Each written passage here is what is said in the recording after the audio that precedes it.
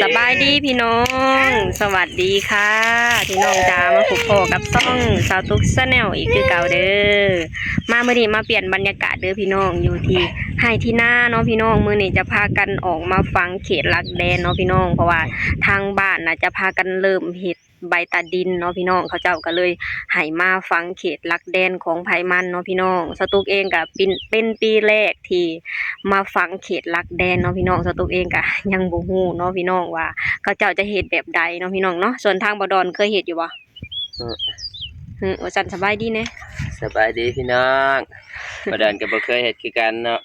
แม่นบ่ดอนก็บ่เคยเฮ็ดเนาะพี่น้องไปเบิ่งกันพี่น้องว่าจะเฮ็ดกันแบบใดเนาะพี่น้องเนาะพี่น้องก่อนอื่นเบิ่นเฮาก็มาลักก่อนเนาะอันนี้เอิ้นว่าลักหยังก็ลักเด็ดลักแดนเนาะพี่น้องเอาได้อีกดอกเอาใส่กระเป๋าไปก็ได้ธรรมดามันหนักไปเลย ได้ก็กินบ่ อ้าวไปบินจะมาจับมาใจชดป่ะแม่นใจสดไปปั๊มเมาแล้วตุ๊กเอาเลยไปนั่งก็เก็บก่อนจดสื่อก่อนเนาะพี่น้องต้องจดสื่ออีกเนาะอ้าวตุ๊กบ่แม่นตุ๊ สื่อตุ๊กสละตุ๊กกอตุโก้แม่นตุ๊กเนาะนี่นะครับมันบริเวณไปโดนนะครับวันที่16 80,000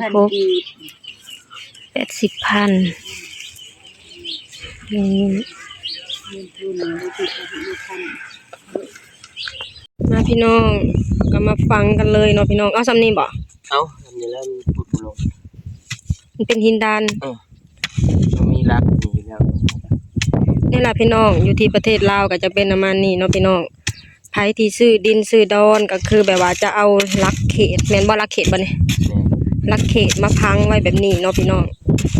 จะได้ฮู้จุดของไผของมันเนาะพี่น้องเนาะมาพี่น้องไปลักที่2เสาที่2พังอยู่ไสนี่ใกล้เสาทั้งหมด4ลักเนาะพี่น้องคือแต่ละลักก็คือ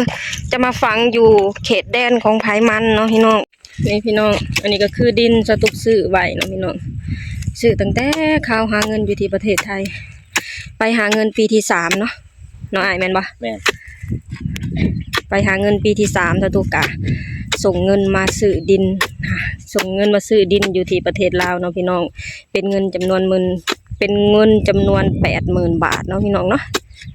นี่จะเป็นประมาณนี้เลยพี่น้องเลย10,000 บาททีแรกเขาว่าเป็น15,000เนาะ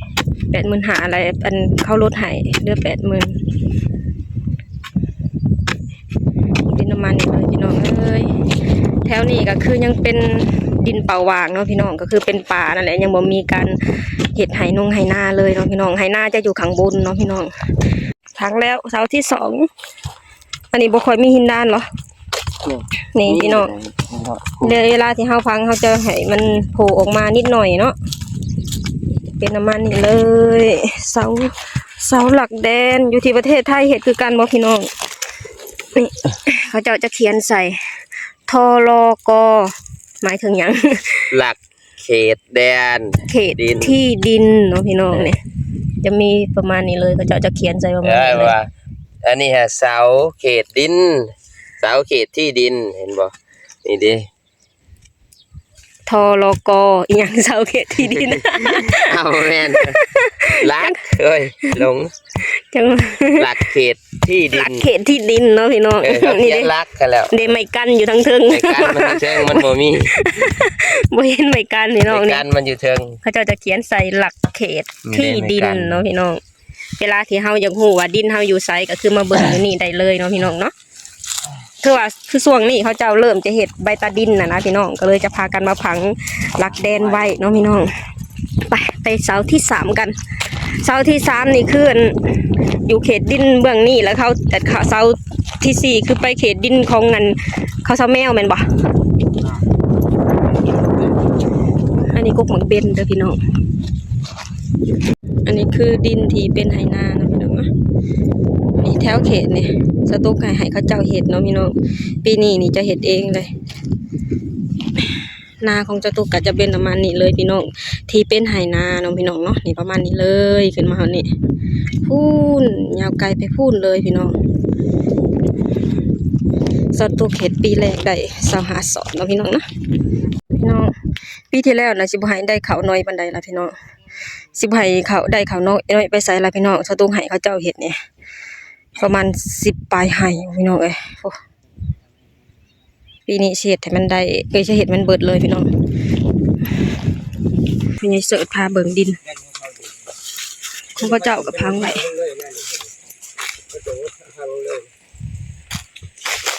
เขียนเท่าใจ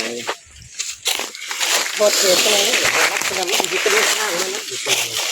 เขาเอากันเขาอยู่ตรงจะเดินทางได้อ๋อมันก็นี่เขาอยู่ตรงเดี๋ยวเขาบอกทางไอ้นี่นักเหรอไปเลยนะทางไหนจะเป็นดินเงาเขาโยกเลยตัวอันนี้ครับ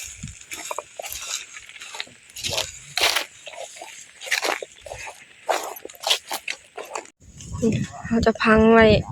แดนไผแดนมันเนาะพี่น้องมันยามนั้นเฮาอยากจงหนทางให้เขาเจ้าเฮาถึงมาย้ายอีกทีเนาะพี่น้องถ้าหากว่าเฮาจะย้ายตอนนี้เดี๋ยวเขาจะกำหนดว่าดินเฮาน่ะจะมีแค่นี้เนาะพี่น้องเนาะ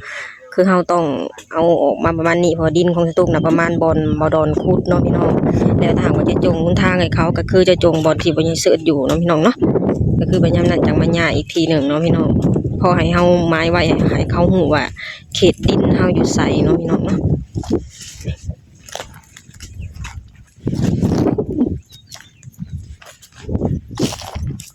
เกิบก็บ่ใส่ได้ดีเอ้ย เกิดคนทางว่ากันง่าย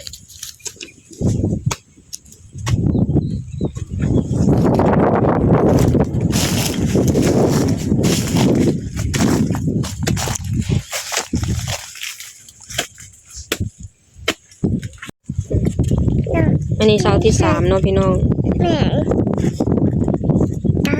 กุลม ยุเสาใหญ่กว่าตั้ง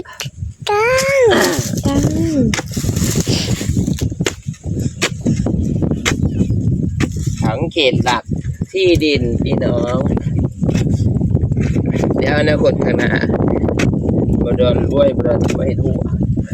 สิรวยอยู่บ่ รวยลอตเตอรี่กัน ลอตเตอรี่ ร้อยจัก400 ล้าน เอ็ดหัวก็เอาอัน จับรถ เอาหัวมาใส่แล้วเอาน้ำหมักจับมาใส่ก็โอเคแล้ว เนาะ นี่เสาที่3แล้วพี่น้องนี่พี่น้องอันนี้คือเฮาพังเขตไว้เนาะพี่น้องบัดยามนั้นแล้วก็เฮาก็จะไม่เฮ็ดใบตะดินทีหลังเนาะพี่น้องเนาะคือตอนนี้นะแบบว่าดินที่สตุกซื้อมาน่ะมีแค่ใบซื้อขายเนาะ แม่ มีแค่ใบซื้อขายยังบ่มีใบตาดินเนาะพี่น้องคือตอนนี้ก็คือเขาเจ้าจะเริ่มเฮ็ดใบตาดินแล้วก็คือแบบว่าก่อนจะเฮ็ดคือต้องเอาเขตหลักแดนเอาหลักแดนนี่มาฝังก่อนเนาะพี่น้องแล้วขั้นตอนต่อไปก็คือการเฮ็ดใบตาดินเนาะพี่น้องเนาะไปเซาซีต่อไปลูก ลูกจ๋า ไปเซาที่4กัน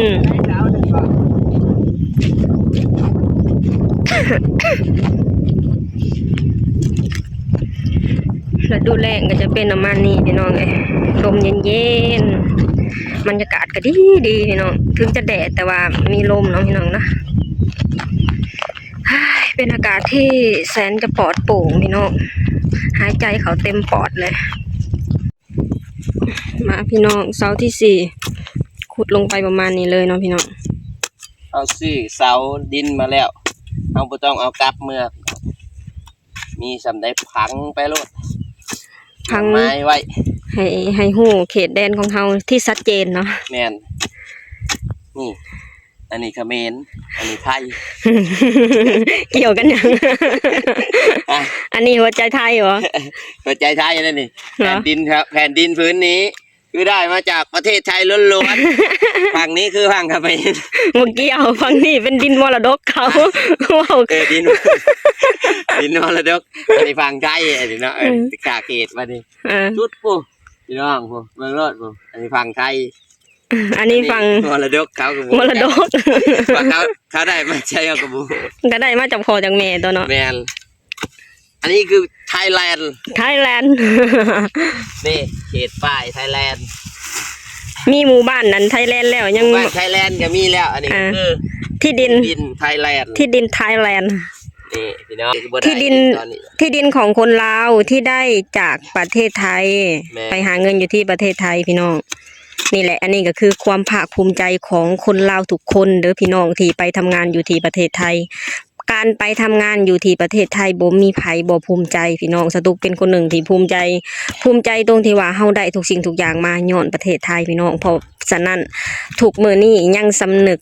ในบุญคุณของประเทศไทยอยู่เสมอเนาะพี่น้องเนาะเพราะฉะนั้นเฮาก็ยังขอบคุณประเทศไทยที่เฮ็ดให้คนลาวมีทุกวันนี้พี่น้องขอบคุณประเทศไทยนำขอบคุณตัวเองนำพี่น้องที่สู่มาฮอดทุกมื้อนี้เนาะพี่น้องสู่จนได้ดินพื้นนี้มาพี่น้องเป็นจำนวนเงิน 80,000 บาทเนาะพี่น้องเนาะจากน้ำผักน้ำแรง แต่ซื้อคูเมอร์นี่ก็คือ โอ้แพง บ่ เติบ มีปัญญา เป็นแสนหมดแล้วพี่น้องแสน แสน ขึ้น นี่บ่ได้ดอกจำนี่ แสนขึ้นหมดแล้ว รัก แสน2 แสน บุเห็นว่าเขาจะขายเนี่ยน้อยเดียวอย่าง300,000ไปหา แม่น บุ ป้า ทำเขาดินเขาสับ ลูกก็อยากกินน้ำล่ะ ไป ป้า เดี๋ยวเจมา คนน้อยอยากกินน้ำหรอก ไป เจ๊อ้ายปวดแขนพี่น้องเอ้ย พี่น้องไป ไป ย่างลงมาหรอก สิบ่ให้อวยประเทศไทยได้จังไดล่ะพี่น้องในเมื่อหลักฐานมันก็ชัดเจนว่านี่คำว่าอวยนี่คือคำว่าหักเด้อพี่น้องความหมายของสตูกเนาะพี่น้องคำว่าอวยคือคำว่าหักคือคำว่าแบบว่าเฮารู้สึกดีกับประเทศไทยอะนะพี่น้องถ้าหากว่าเฮาบ่ได้ประเทศไทยเฮาก็บ่มีทุกมื้อนี้ดอกพี่น้องเอ้ยถ้าหากว่าบ่มีประเทศไทยเฮาก็ยังบ่มีดินเป็นของตัวเองบ่มีบ้านเป็นของตัวเองพี่น้องก็ยังอยู่น้ำพ่อน้ำแม่คือเก่าคือทุกมื้อนี้ก็เฮาได้ทุกมื้อนี้ก็ย้อนประเทศไทยย้อนตัวเองนำพี่น้องถามว่าตัวเองบ่สู้ตัวเองก็บ่ได้เนาะพี่น้องเนาะแม่นบ่บ่ดอนพี่น้องอันนี้ก็คือการมาผังเขตดินอยู่ที่สปป.ลาวเนาะพี่น้องแบบว่าไผที่ซื้อดินไว้แล้วก็แบบว่าพอทางบ้านเขาเจ้ากำหนดหรือบอกมาว่าจะพากันเขตใบตาดินก็คือจะพากันซื้อลักเขตนะมาฝังไว้เป็นที่ของไผมันเป็นเขตของไผมันเนาะพี่น้องพอฝังเขตแล้วเรียบร้อยแล้วก็พอฝังเขตแล้วเรียบร้อยแล้วก็ขั้นตอนต่อไปก็คือจะเห็ดใบตาดินเนาะพี่น้องเนาะอันนี้ก็คือการฝังเขตดินอยู่ที่ประเทศลาวเด้ออยู่ที่ประเทศไทยเห็ดคือกันบ่เนาะพี่น้องเนาะนี่ก็คือการพังเขตดินโอเคพี่น้องสำหรับคลิปนี้สตูกเองก็จะขอจบลงตัวนี้ก่อนเด้อฝากให้พี่น้องช่วยกดไลค์กดแชร์กดติดตามให้ช่องสาวตุ๊กชาแนลเนี่ยเด้อสบายดีสวัสดีค่ะ